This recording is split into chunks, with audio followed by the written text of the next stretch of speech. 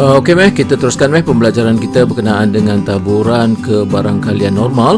Dan kali ini meh kita lihat bahagian yang kedua merupakan sambungan daripada bahagian pertama hari itu. Okey meh, ready meh? Okey cikgu, teruskan cikgu. Okey.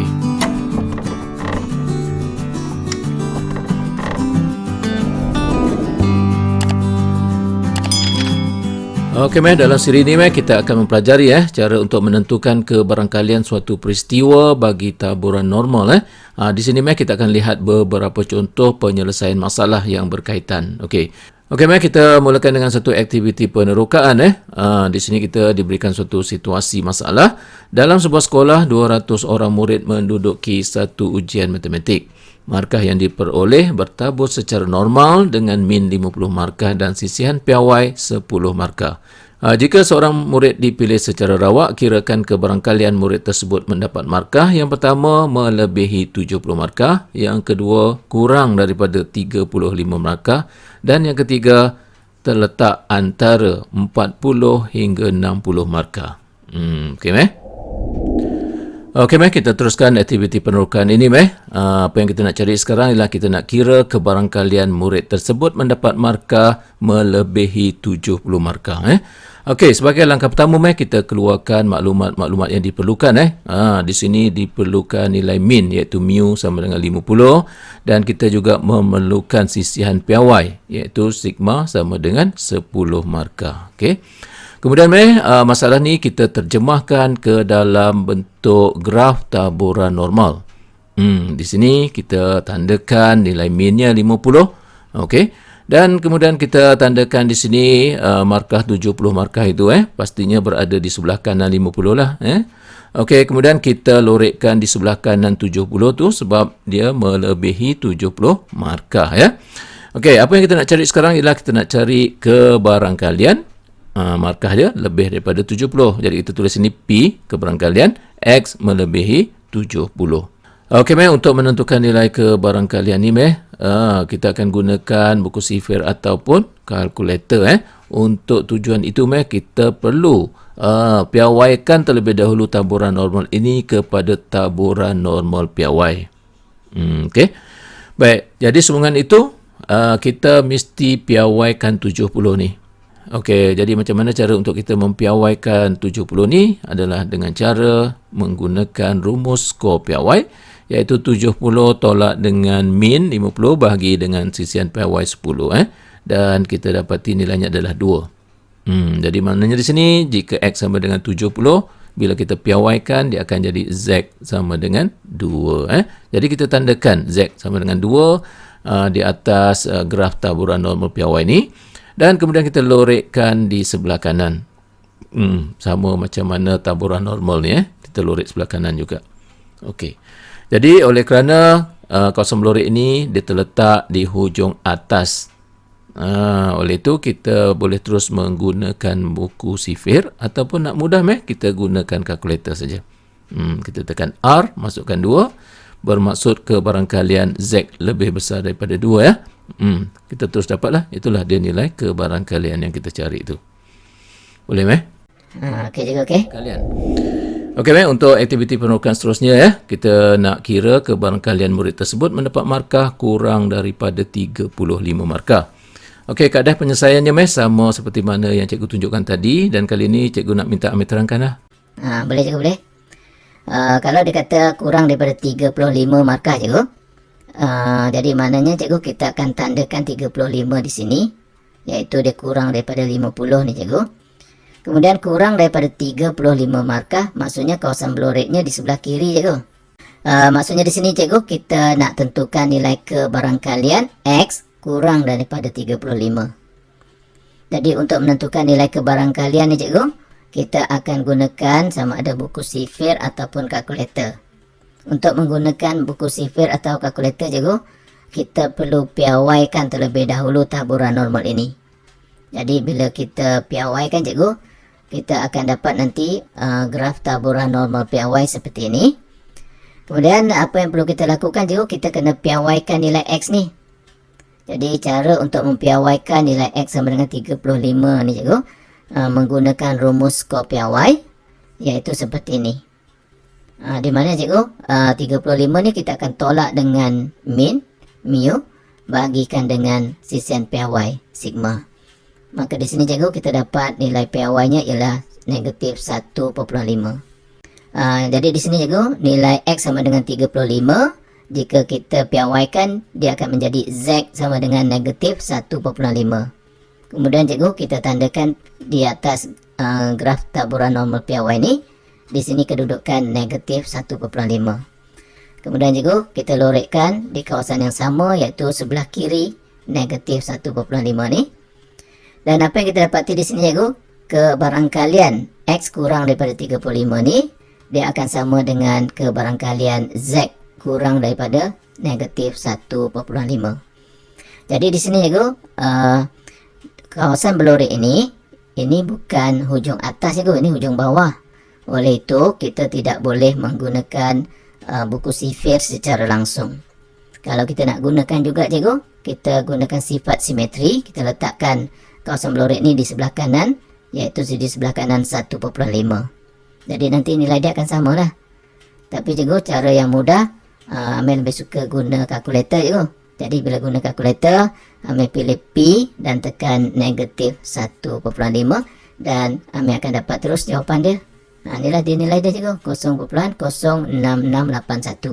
Nilai kebarangkalian murid tersebut mendapat markah kurang daripada 35 markah. Okey cikgu Bagus, tepat sekali Nampak genius dia tu Ya je cikgu ni. Iya meh. Terima kasih cikgu, terima kasih. Okey, mari kita teruskan aktiviti penurukan ini untuk kita kirakan kebarangkalian murid tersebut mendapat markah antara 40 hingga 60 markah. Okey, di sini kita telah pun menterjemahkan siap-siap kedudukan antara 40 hingga 60 seperti ini, dan kawasan berlorek itu adalah mewakili nilai kebarangkaliannya. Baik, jadi apa yang kita nak cari sekarang adalah nilai kebarangkalian X kurang daripada 60 lebih daripada 40. Jadi macam mana cara dia? Kita mesti piawaikan terlebih dahulu taburan normal ini.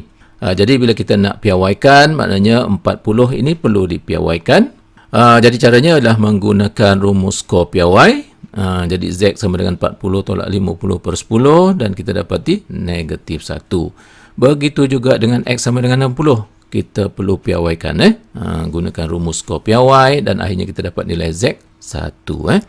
Okey, jadi di sini kita akan tandakan negatif 1 dan 1 pada graf taburan normal piawai ini. Okey, dan kita tentukan kawasan beloreknya adalah di tengah-tengah ni. Okey, jadi maksudnya di sini nilai kebarangkalian X kurang daripada 60 lebih daripada 40. Dia bersamaan dengan kebarangkalian Z kurang daripada 1 lebih daripada negatif 1. Okey, cikgu nak tanya Mei, apa dia langkah seterusnya Mei? Macam mana kita nak dapatkan nilai kebarangkalian tu? Yang ni cikgu, yang ni kita kena ambil 1 tolak nilai kebarangkalian yang sebelah kanan cikgu, kemudian kita tolak nilai kebarangkalian yang sebelah kiri. Betul cikgu Betul Mei, tepat sekali Okey, jadi maknanya di sini kita ambil 1 keseluruhan tolakkan dengan kebarangkalian Z kurang daripada negatif 1 dan tolakkan dengan Z lebih daripada 1 macam yang Mai katakan tu. Dan di sini kita akan gunakan kalkulator je lah yang paling senang Okey, dan akhirnya kita ringkaskan dapatlah jawapan akhir kita. Inilah nilai kebarangkalian murid itu mendapat markah antara 40 hingga 60 markah. Macam mana boleh Boleh ke boleh? Okey, bagus. Okey, kita teruskan pembelajaran kita dengan melihat satu contoh penyelesaian masalah yang pertama ni.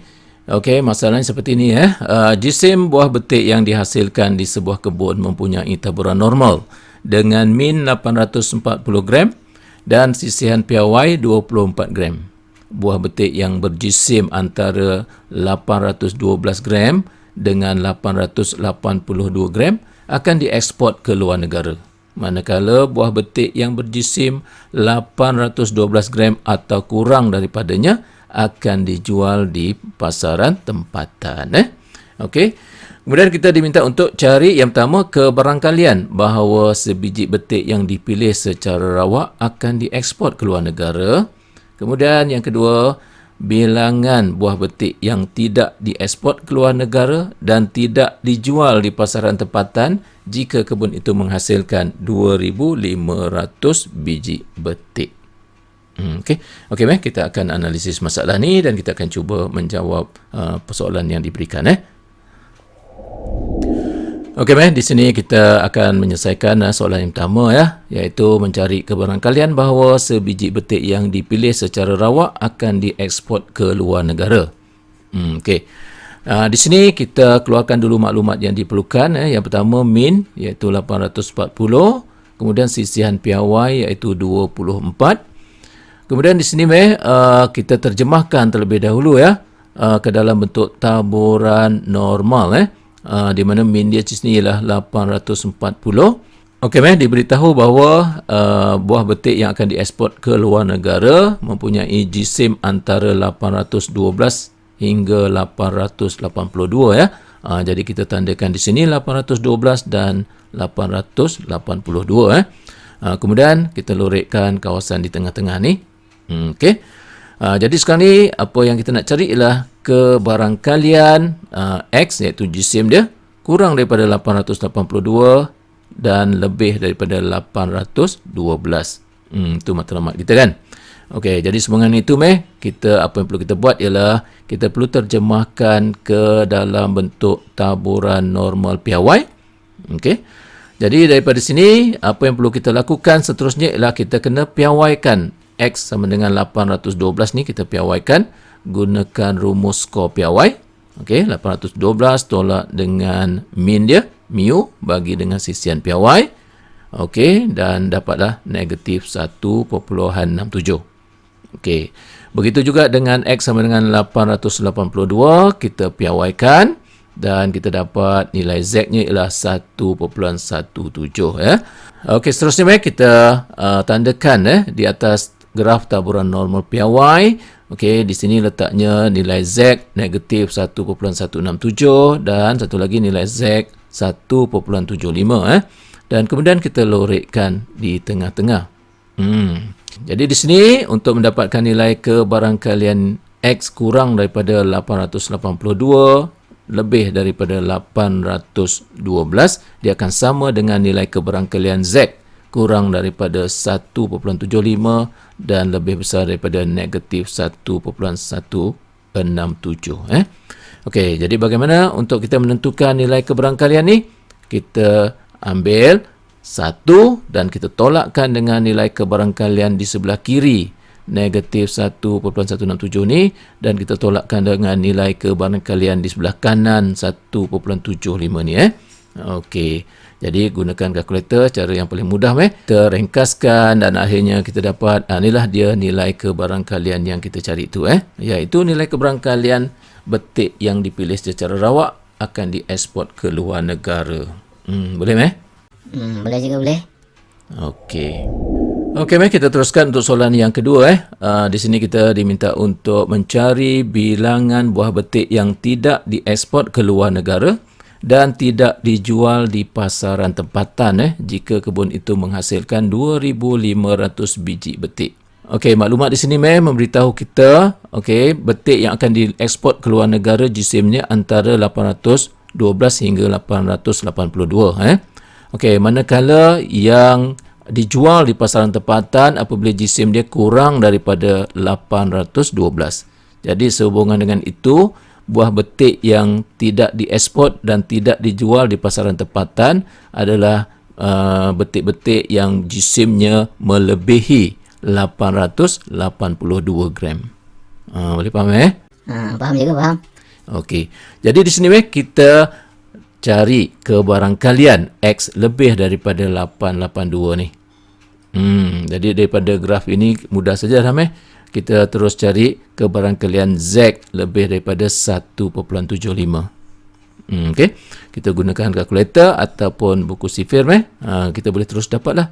Jadi di sini dapatlah nilai kebarangkalian yang GSIM-nya melebihi 882 gram. Okey. Dan seperti mana yang kita tahu nilai kebarangkalian itu boleh juga dinyatakan sebagai peratus Di mana nilai kebarangkalian ini kita darabkan dengan 100. Maka kita dapatlah 4.006%. Jadi di sini 4.006% ini memberitahu kepada kita bahawa hasil kebun itu menghasilkan 4.006% daripadanya merupakan buah-buah betik yang jisimnya melebihi 882. Di mana dia tak akan boleh dieksport dan juga tak dijual di pasaran tempatan. Okey, jadi dia katakan di sini bahawa kebun itu menghasilkan 2,500 biji betik. Oleh itu, bilangan buah betik yang mempunyai jisim melebihi 882 itu ada sebanyak 4.006%. Kita darabkan dengan 2,500 dan kita dapat 100.15. Oleh kerana buah betik dikira sebagai bilangan, maka dia tidak boleh perpuluhan. Oleh itu, kita kena nyatakan sebagai integer, iaitu 100 biji.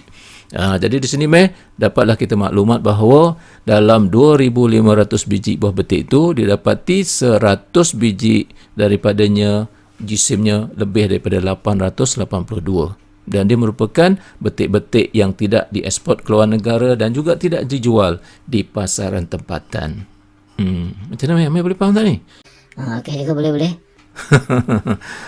Okey, bagus. Okey, teruskan Okey kita teruskan pembelajaran kita dengan melihat contoh penyelesaian masalah yang kedua. Okey, di sini diberikan satu pemeriksaan jisim badan dijalankan ke atas pekerja di sebuah kilang. Kemudian jisim pekerja di kilang itu bertaburan normal dengan min 65 kg dan variance 56.25 kg kuasa 2. Bilangan pekerja yang mempunyai jisim badan antara 56 kg hingga 72 kg ialah 250 orang. Okey, yang pertama, cari jumlah pekerja di kilang itu. Dan yang kedua, jika 5% daripada pekerja adalah obes, cari jisim badan minimum bagi kategori ini. Okey. Okey, untuk menjawab soalan yang pertama ni, kita diminta untuk cari jumlah pekerja kilang itu. Jadi di sini kita perlukan maklumat yang diperlukan seperti biasa. Kita perlukan min iaitu 65 dan kita perlukan sisian piawai. Tetapi dalam maklumat ini diberikan nilai variance. Okey, jadi daripada nilai variance ni kita dapatkan nilai sisian piawai dengan cara kita mencari punca kuasa 2 kepada nilai variance ini, maka kita dapatlah 7.5. Itu adalah nilai sisian piawainya. Iaitu yang diperlukan. Okey, sekarang ni untuk menentukan bilangan pekerja ni maka kita perlu terlebih dahulu menentukan nilai kebarangkalian.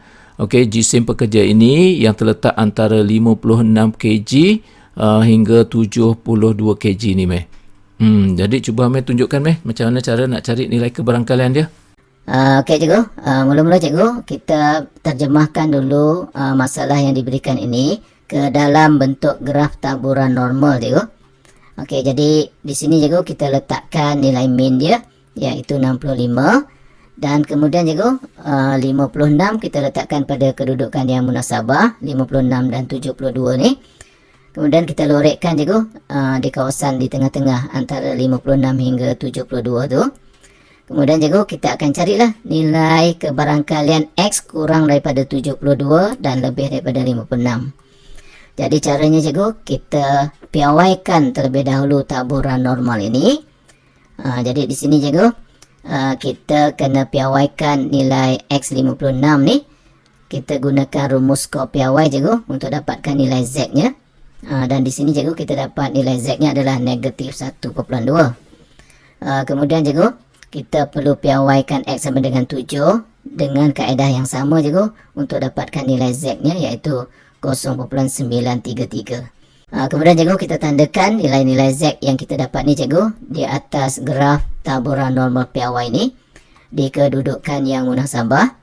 Kemudian kita lorekkan cikgu. Jadi maknanya cikgu kat sini kita akan cari nilai kebarangkalian Z antara negatif 1.2 hingga 0.933 cikgu. Dan kita tulis seperti ini.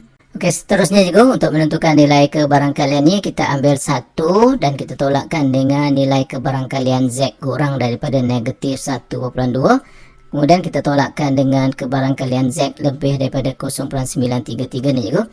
Kita dapatkan nilai-nilai kebarangkalian berkenaan menggunakan kalkulator dan akhirnya juga kita ringkaskan dapatlah ini juga. Inilah dia nilai kebarangkaliannya. Okey, bagus-bagus. Okey, sekarang cikgu nak tunjukkan Amir macam mana kita nak tentukan jumlah pekerja kilang tu. Okey, nilai kebarangkalian yang kita dapat ini sebenarnya dia boleh juga menyatakan tentang peratusan dengan cara kita darabkan dengan 100. Jadi kita dapat 70.952%. Okey, jadi di sini dia menyatakan bahawa 70.952% itu dia mewakili 250 orang pekerja. Apabila kita nak cari jumlah pekerja kilang itu, maksudnya kita kena pertimbangkan 100% lah.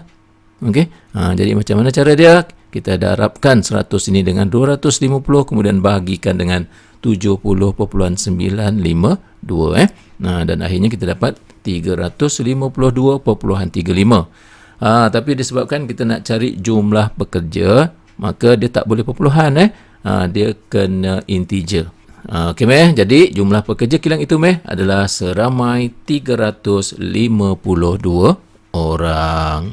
Macam itulah boleh Okey je, okey. Jadi maksudnya cikgu kita kena kaitkan kebarangkalian ni dengan peratus cikgu betul-betul. Macam itulah. Cikgu, saya nak tanya satu lagi. Di sini kan cikgu bundarkan kan cikgu. Jadi 352 ni kan. Dia macam ni sebenarnya dia bukan konsep pembundaran tau Okey, maksud cikgu kat sini, kalaulah Amir kira-kira dapat macam ni 352.8. Amir nak tulis 353 ke? Tak boleh tau kita kena tetap nyatakan 352 sebab perpuluhan 8 itu dia belum cukup sempurna sifat untuk dikira sebagai satu. Faham tak?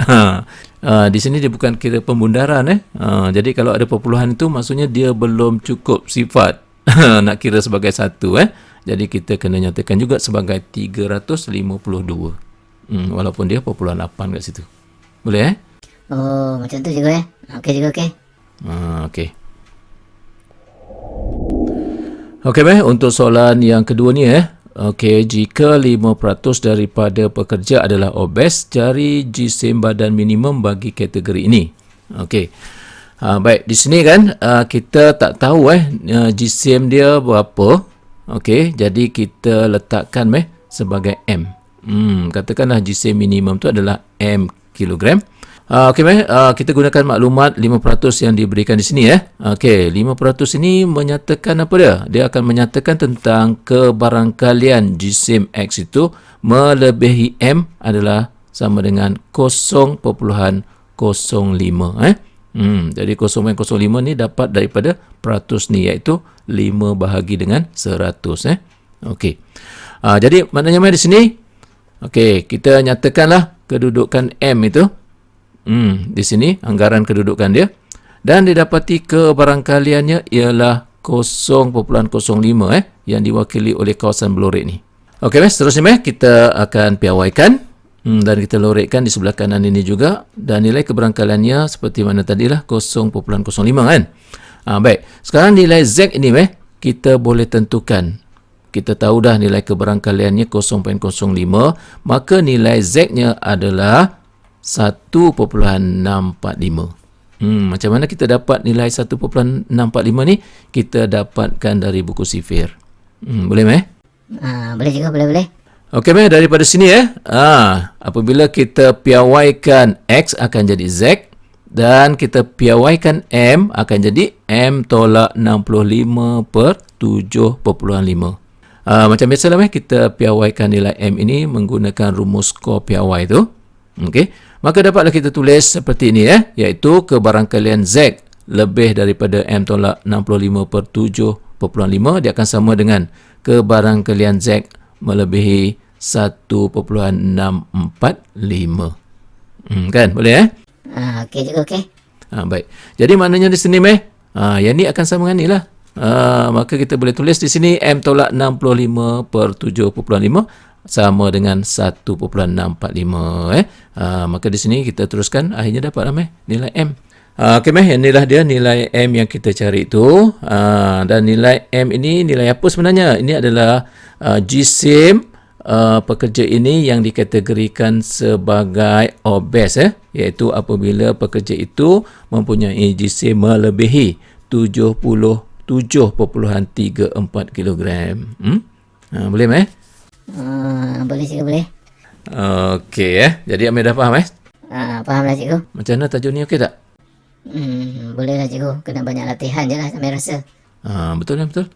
Okey meh, kalau tak ada apa-apa lagi nak tanya meh, sampai di sini sajalah pelajaran kita kali ini maka dengan ini tamatlah pengajian kita berkenaan dengan bab yang kelima, taburan kebarangkalian. Okey.